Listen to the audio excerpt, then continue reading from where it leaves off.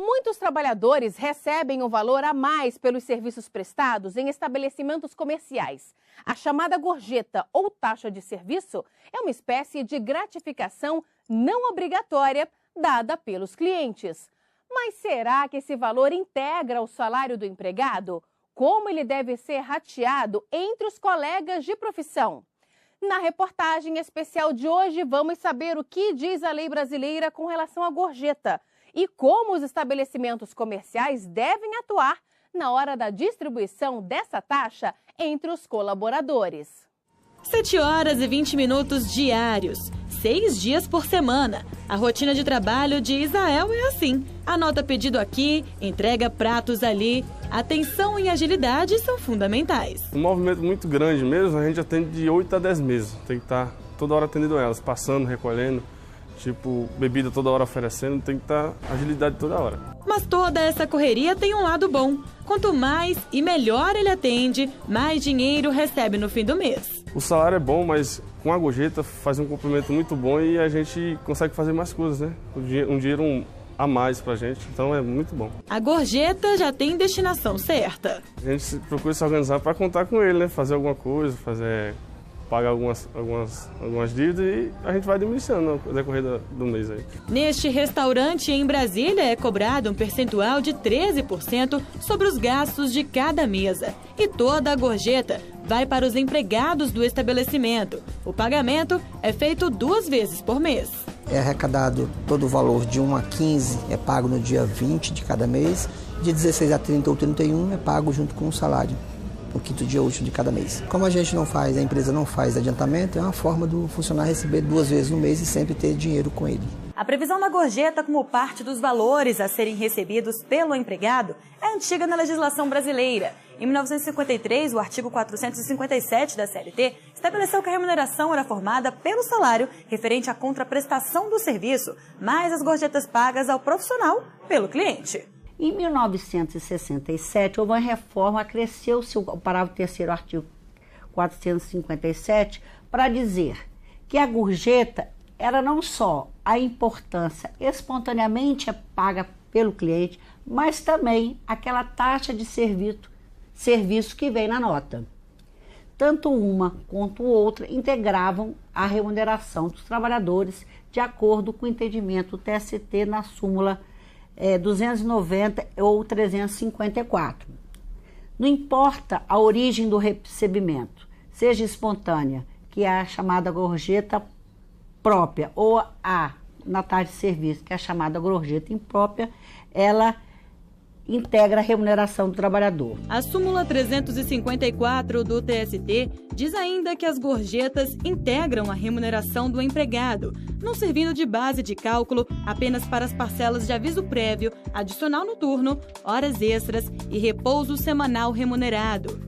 Sancionada em 13 de março de 2017, a nova lei da gorjeta modificou alguns pontos do artigo 457 da Consolidação das Leis do Trabalho e definiu como deveria ser o rateio da cobrança em bares, restaurantes, hotéis e estabelecimentos similares. Entre as mudanças, estava de que parte da gorjeta poderia ser retida pelo patrão para pagar encargos que até então eram exclusivamente dele, como explica a juíza da Vara do Trabalho de Dianópolis, no Tocantins. Ela trouxe grande novidade, essa lei da gorjeta. Primeiro, que a gorjeta não constituiria mais uma receita própria dos trabalhadores. A gorjeta não mais era exclusivamente dos trabalhadores. A gorjeta passou a ser também para custeio de pagamento de encargos sociais, encargos trabalhistas e encargos previdenciários. A promulgação da Lei das Gorjetas ocorreu durante a tramitação do projeto de lei da reforma trabalhista, que também entrou em vigor em 2017.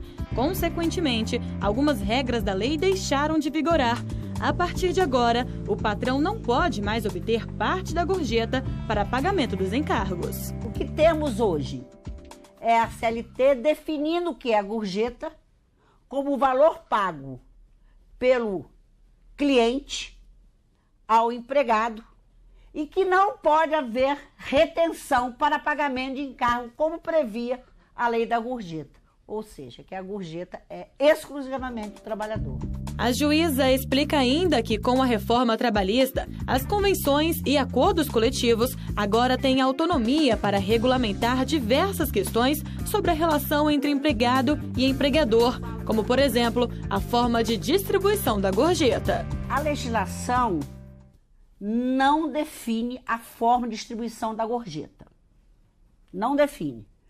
As convenções coletivas ou os acordos coletivos que, com a Assembleia dos Trabalhadores, que fazem esses critérios de divisão.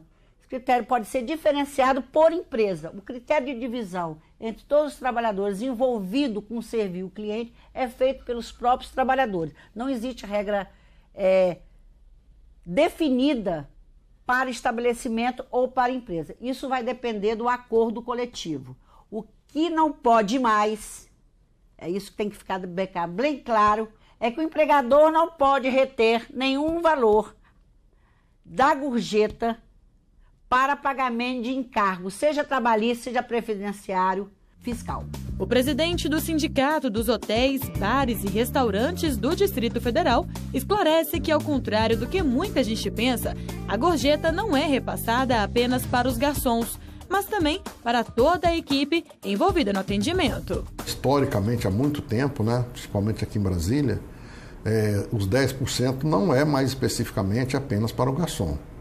Os garçons, ao longo do tempo, e os empresários também ajudaram nesse processo, porque todos trabalham para que o cliente seja muito bem atendido. Então, nesse sentido, era mais do que justo que houvesse uma distribuição para todos os que fazem parte da equipe. E por isso, hoje, a grande maioria absoluta do estabelecimento utiliza esse critério. Uma parte maior, é claro, para garçons e comins, e o restante, uma certa quantidade, para o restante da casa. O garçom Isael vê com bons olhos a forma que recebe a gorjeta dividida em 2 parcelas durante o mês. Fica bom pra gente porque a gente basicamente nunca fica sem dinheiro, né? Quando tá acabando uma, a outra entra e sempre a gente tá recebendo dinheiro, então a gente sempre tá girando dinheiro, não fica sem dinheiro basicamente nunca. E mesmo sendo opcional, quando bem atendidos, os clientes pagam a gorjeta com prazer. O atendimento é muito perfeito e eu acho que vale super a pena. Nós temos que pagar mesmo, eu pago feliz, satisfeita.